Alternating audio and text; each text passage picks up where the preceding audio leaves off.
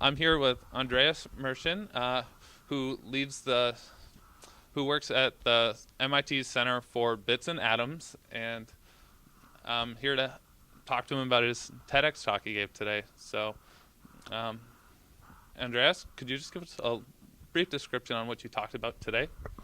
I spoke about curiosity and how I think it's a superpower. And I did this at TEDx because it allows me to dream of a higher impact. I want people to see this talk and I want people to send in questions, even though we're not guaranteeing answers. But I want to reignite curiosity in everyone, youth and adults, because it happened for me. It happened because I was the director of the Molecular Frontiers Inquiry Prize, the world's first, somehow, up until 2006. We never had a prize for questions. Sometimes it's called the Nobel for Kids. It was judged by 13 real Nobel laureates and many other eminent scientists. And in directing this prize, I was infected by thousands of questions all over the planet, including things like, why do socks have to match? And they don't. One sock is DNA, the other sock is brainwaves. So that's something. I love it. Um, are there any big assumptions you're challenging today, or any big questions you're seeking to answer? I seek to answer how we can become more curious. I suspect that if we did, as a human race, it would solve a lot of problems. Curiosity is the fear killer. And as Yoda taught us, fear leads to anger, anger leads to hate, and hate leads to suffering. I find it hard to be compassionate for people and institutions and situations that I find absurd or terrible. But I find that if I'm curious about it, I manage to gain control of the fear and I manage to find a solution. I want to see if we can do something to make curiosity a honeable, respectable skill, the same way that we have an athletic skill. To become more curious, you have to start somewhere. And I think one way is to start asking questions and make sure that questions are respected.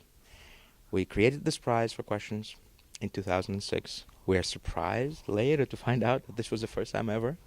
I think it's telling. And I think that there is a culture where we pay lip service to curiosity as the beginning of all science and a good thing, and yet every step of the way we only incentivize answers, and we make people fear asking questions because they will reveal their ignorance. I respect the most people who tell me, I don't know what that word means. I didn't understand that. That takes a lot of courage, and I respect this, and other people do too. Are there any roadblocks you see that prevent people from becoming more serendipitous?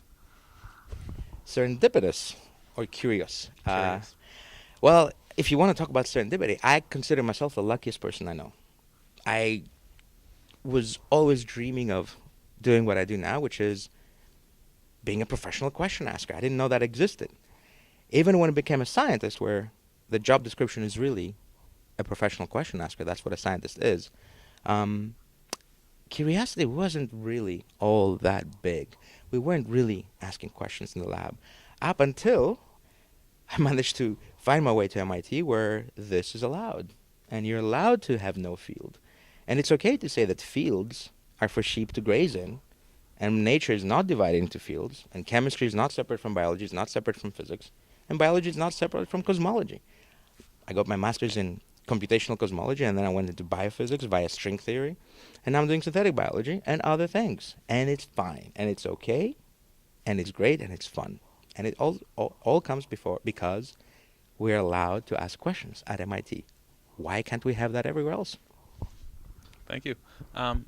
Curious what made you want to become a scientist, researcher in biology? Well, I can't think of anything more compelling than to understand how I work. I'm a biological organism. To understand how I tick is, I can't think of anything better. Maybe one day I will.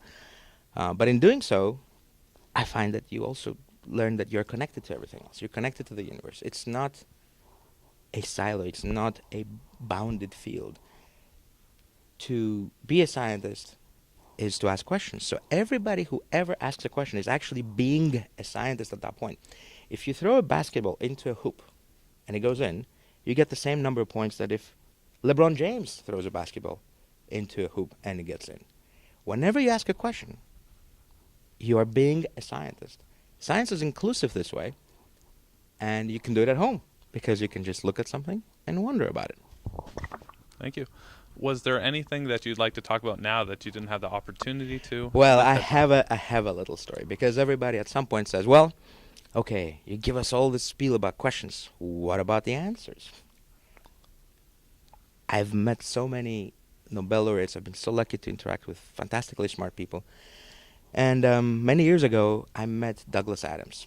He's the most brilliant person that I wasn't ready to meet. I did not understand how smart and compelling he was when I met him, even though I loved his Hitchhiker's Guide to the Galaxy, a trilogy in 5 parts.